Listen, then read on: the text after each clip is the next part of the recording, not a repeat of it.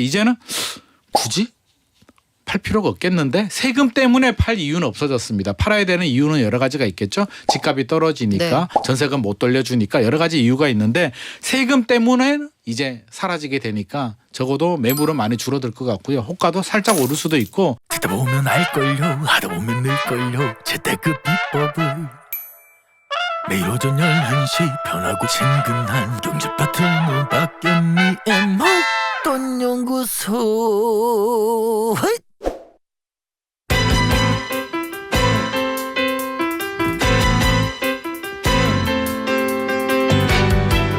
한 주간의 부동산 이슈 점검해 봅니다. 헌집 주고 새집 받고 싶은 모든 분들 들어오세요. 부동산경제연구소의 김인만 소장 오셨습니다. 안녕하세요. 안녕하세요. 자, 소장님이 지난주에 잔잔한 방송에 돌을 하나 던지고 가셨어요. 저하고 내기를 하셨잖아요. 네네네. 공시가격이 발표되기 전에 얼마나 내려갈 거냐. 네네. 지난주에 뭐라고 하셨죠? 20% 마이너스 20%. 20% 내려간다. 네네. 결과는 어땠습니까? 결과는 마이너스 18.61%. 그러면 비슷하죠? 반올림하면 19%니까 그 정도면 뭐 비슷하죠. 그러니까요. 방송 그만두고 대나무 꽂아야 될 것 같습니다. 어떻게 그러면 여기서 퀴즈 하나. 자, 밸런스 게임이에요. 네네. 김인만 소장님은 가끔 앞날이 예측될 때가 있다 없다. 그거 예측되면 제가 여기 안 나오고 대나무 꽂았겠죠. 자, 우리가 약속한 대로 그 소장님이 맞췄으니까 네. 저희 PD가 커피 한 잔 쏠 거예요. 아우. 저 말고. 그래서 기분이 네. 되게 좋으시던데. 네. 그나저나 이거는 오늘 제가 여쭤본다고 했던 문제가 아닌데 네. 요거는 물어보고 넘어갈게요. 네. 미국에서 요즘에 상업용 부동산이 되게 어려워질 가능성이 있다고 해요. 미국이 상업용 부동산이라는 건 뭐 상가 오피스텔 이런 거잖아요. 그렇죠. 빌딩 뭐 이런 걸 말씀하는 거죠. 미국은 그렇고 우리는 네. 어때요?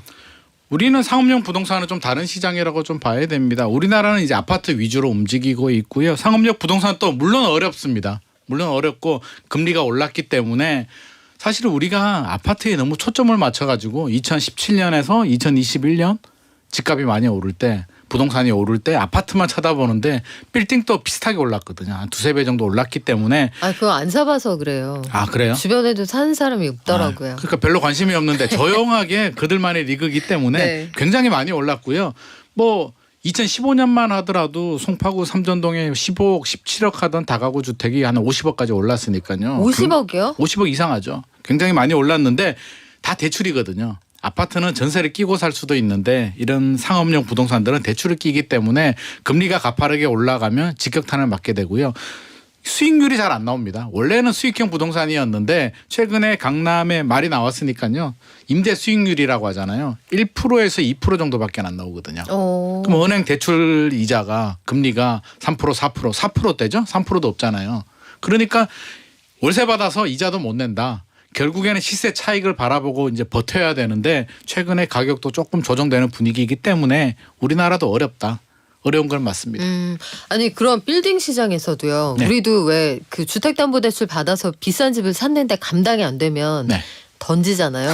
던져야죠. 빌딩 시장에도 그런 게 있습니까? 아직까지 뭐 그 정도 막 급매물을 집어 던지지는 않는데요. 가끔씩 나오고는 있습니다. 던지긴 좀 무겁긴 하네요. 네, 네. 던져도 잘 안 받거든요. 네. 이런 분위기에 누가 그걸 쉽게 받을 수 있겠습니까? 근데 또 받는 분들이 있기 때문에 좀 조용하게 움직여요. 아파트처럼 뭐 좀 덜썩덜썩하게 막 거래가 되고 이런 분위기는 아니고 진짜 급매물이 나오면 조용하게 처리가 되기 때문에 우리가 느끼기는 좀 어렵습니다. 진짜 급매물을 받아주는 글러브가 있긴 있어요. 있죠. 여전히 돈 있는 사람들도 있고 근데 가격을 왕창 떨어뜨려야 되는데 왕창 떨어뜨리면 또 소문도 나기 때문에 조용하게 처리를 합니다. 그래요. 지금 상업용 부동산 시장도 이만큼 어렵다고 하는데 우리 주택 공시가격으로 다시 돌아가 볼게요. 아파트 연립 다세대 공동주택의 공시가격이 발표가 됐습니다. 네. 과거에도 공시가격이 마이너스로 떨어진 적이 있어요. 2번 떨어졌었어요. 2009년도 하고요. 2013년 떨어졌는데 2009년은 글로벌 금융위기 때 마이너스 4.6%가 하락이 됐었고요. 2013년 빚내서 집 사라. 집값 많이 떨어졌을 때 마이너스 4.1% 2번 떨어졌는데 이게 2005년도에 공동주택 공시가격이 나왔거든요. 그러니까 이번이 18%면 과거에 글로벌 금융위기 때도 마이너스 4.6%밖에 안 떨어졌는데 굉장히 역대급이다. 이게 2021년, 2022년에 좀 많이 오르긴 했어요. 19.5%, 17% 정도 올랐기 때문에 많이 올랐으니까 많이 떨어졌다라고 하지만 과거에도 많이 올랐던 적은 있거든요. 네. 아무리 많이 올라도 이렇게 떨어진 적은 없는데 이번은 진짜 역대급인 것 같습니다. 통계 작성 이후에 가장 네. 큰 하락폭이었다. 네네.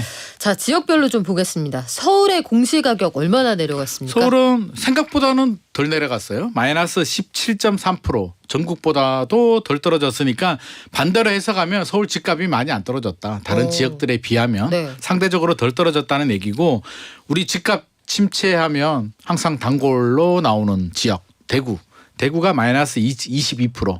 22.06% 나왔고요. 경기도가 많이 떨어졌어요. 22.25% 마이너스. 인천은 마이너스 24%인데 두둥 1위. 네. 1위가 항상 궁금하잖아요. 그렇죠. 누가 제일 하락폭이 큰가? 1위는 바로 세종시입니다. 마이너스 30.68%.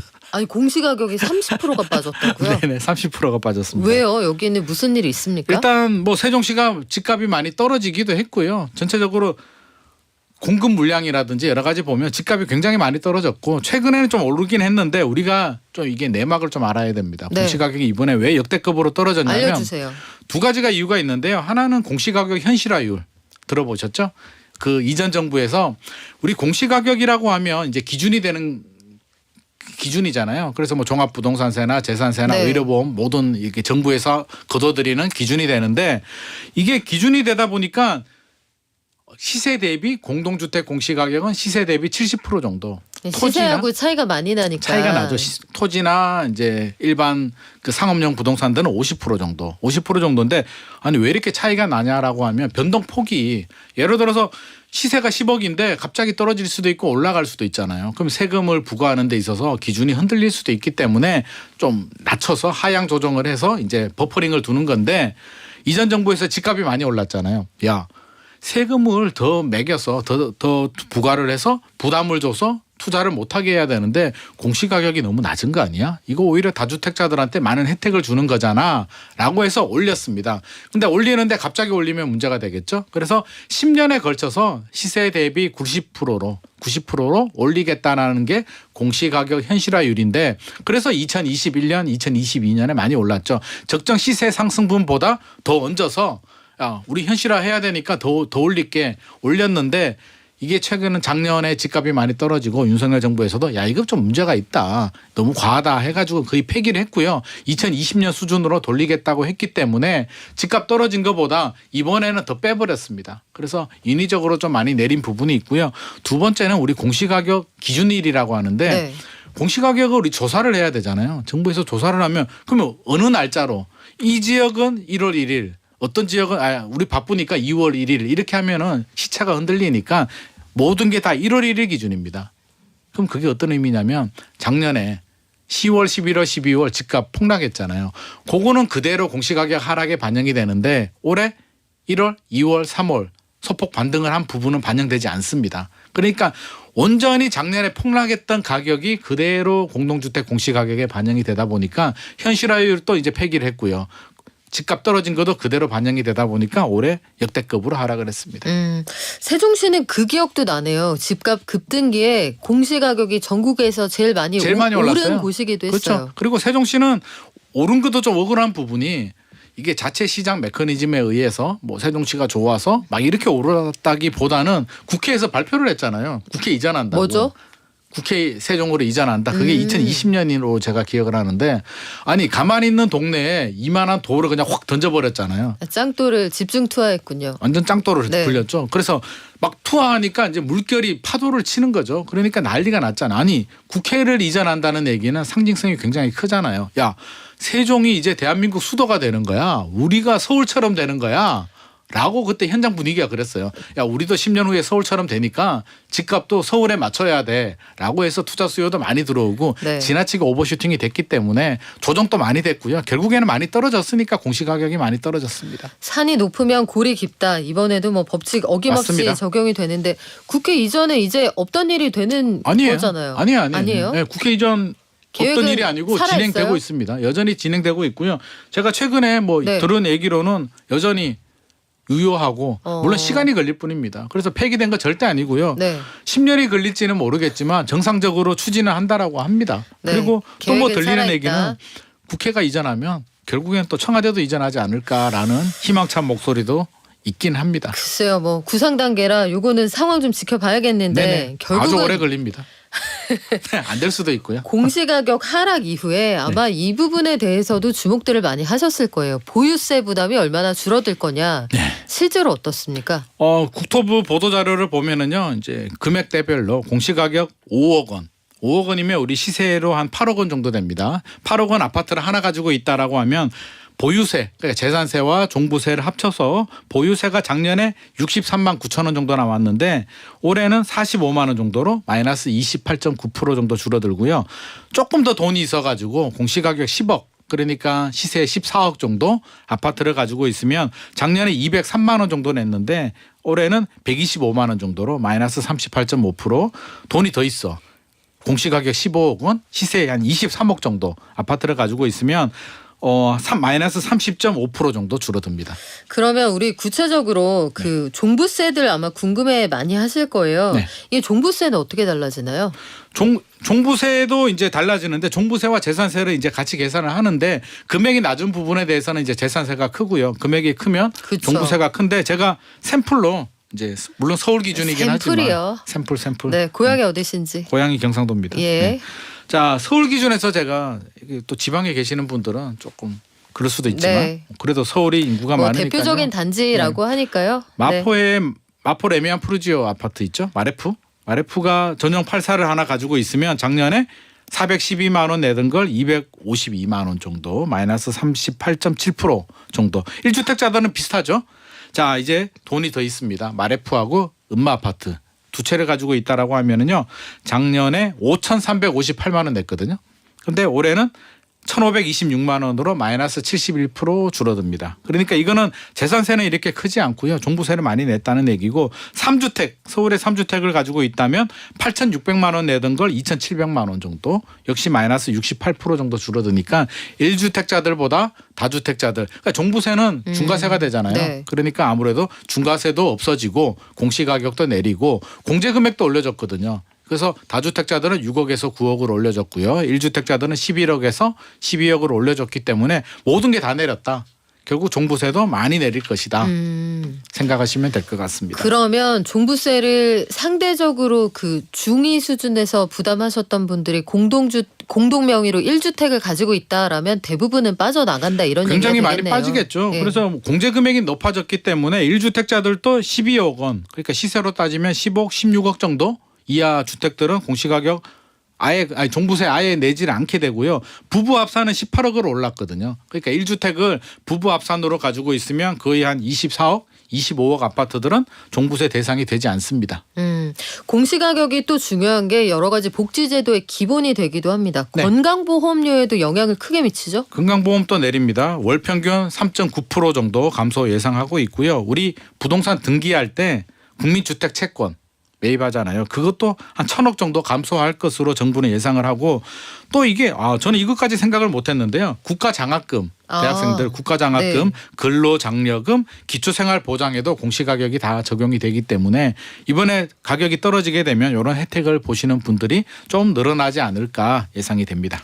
근데 이게 지역가입자 건강보험료에 영향을 미치는데요. 당장 깎아주는 건 아니고. 맞습니다. 네. 그렇죠. 하반기가 돼야 되는 거죠. 그렇죠. 맞습니다. 그래서 하반기에 보험료 조정할 때 그때쯤에 영향을 미치기 때문에 일단 당분간은 내던 대로 내시게 되고 여기에 따라 조정받으면 내년에 그 실질적으로 부담하시는 금액이 좀 줄어든다 이렇게 아시면 되겠고요. 공시가격이 하락했다. 세부담이 줄어든다. 종부세도 깎아준다. 집주인들이 집 안 팔고 버틸 것 같은데요. 당분간 버티죠. 네. 세금 부담 때문에 급매물로 파신 분들이 꽤 많이 있거든요. 작년 10월, 11월, 12월 어떤 분들이 급매물로 팔았냐면 일단 전세금 못 돌려주시는 분들. 전세 가격이 굉장히 많이 떨어지다 보니까 뭐 대출도 안 나오고 하니까 그냥 사게 팔아버리자 이런 분들이 있고 최근 한 3년 동안 급매물로 파신 분들은 이제 주로 보유세 부담. 1년에 이게 몇백만 원도 아니고요. 이게 정상적으로 뭐 경제 활동을 하면서 연소득이 충분히 있는 분들은 괜찮겠지만 말이 그렇지 1년에 뭐 1,000만 원 이상 내려고 하면 현실적으로 어렵기 때문에 네. 그런 분들이 많이 팔았거든요. 근데 이제는 굳이 팔 필요가 없겠는데 세금 때문에 팔 이유는 없어졌습니다. 팔아야 되는 이유는 여러 가지가 있겠죠. 집값이 떨어지니까 네. 전세금 못 돌려주니까 여러 가지 이유가 있는데 세금 때문에 이제 사라지게 되니까 적어도 매물은 많이 줄어들 것 같고요. 호가도 살짝 오를 수도 있고 또 사려는 분들 있잖아요. 사려는 이유는 또 여러 가지가 있는데 그쵸. 세금 때문에 좀 부담스러운 분들은 이번 기회에 용기를 내서 한번 사볼까 할 수도 있기 때문에 이게 수급 밸런스를 생각하면 살짝 또 이게 매물은 또 줄어들고요. 사려는 분들은 늘어나니까 또 똘똘한 한 채 현상이 또 살짝 생길 수도 있을 것 같습니다. 그러면은 간신히 뭐 우야던 등 좀 떨어졌다고 하는 집값이 또 들썩이는 거 아니에요? 제가 볼 때는 덜썩일 것까지는 아닐 것 같고 일부 지역들 뭐 괜찮은 지역들 위주로 움직이는데 왜냐하면 우리 금리 여전히 안 내리고 있잖아요. 네. 최근에 미국도 0.25 더 올렸고요. 한국은행도 어떻게 될지는 모르겠지만 당분간 내린다는 소식은 없기 때문에 제가 볼 때는 올해 안에 내리기는 쉽지 않지 않을까. 경제가 크게 흔들리지 않는 한 금리 안 내리고요. 집값은 내렸다가 다시 또 약간 회복을 하고 있기 때문에 여전히 비싸다라는 부담이 있고 경제는 뭐 여전히 안개 속으로 사실 경제는 어디로 흘러갈지도 잘 모르겠습니다. 그렇죠. 근데 그렇기 사실 때문에. 네. 집 있는 분들이나 집이 여러 채 있는 분들은 뭐 그렇게 크게 걱정할 상황은 아닌데 네. 우리가 진짜 고민이 되는 건 공시 가격이 떨어졌다는데 전세 사는 분들이 어려워질 수 있다 이런 얘기가 있어요. 이게 불똥이 이쪽으로 튀더라고요. 왜 그렇습니까? 이게 이제 전세 보증보험을 이제 문제가 되는데 공시가격의 150%까지 해줬거든요. 보다 많은 혜택을 주기 위해서 빌라 같은 경우는 좀 불투명하니까 공시가격의 150%까지 전세 보증보험을 해주게 되니까 이게 사기 사건이 발생하는 거죠. 가치가 그렇게 안 되는데 보증보험 150%까지 해주니까 걱정하지 마라라고 하면서 전세 가격을 올리면서 사기를 쳤기 때문에 최근에는 이걸 내렸습니다. 100%로 내렸고요. 전세 가율도 문제가 되니까 100%에서 90%로 내려서 전세 사기를 예방하려고 했는데 공시가격이 내리다 보니까 이게 문제가 되는 거죠. 그러면 결국에는 보증보험 한도 금액 자체도 줄이기 때문에 보증보험을 받아야 되는 분들이 또 문제가 될 수도 있어서 이 부분에 대해서는 정부도 또 다른 대책이라든지 묘안을 좀 찾아야 될 것 같습니다. 사실 아파트는 그렇게까지 뭐 큰 걱정은 아닐 텐데 결국은 보험 사기를 노리고 들어가는 그런 집주인들이 많다고 하는 빌라가 진짜 걱정이네요. 맞습니다. 아파트는 전세 가율이 한 우리가 40에서 60% 그쵸. 정도고요. 그래서 문제가 안 되는데 이 전세 가율이 왜 중요하냐면 최근에 이런 뉴스도 나왔는데요. 경매 넘어가도 전세금 못 지킨다.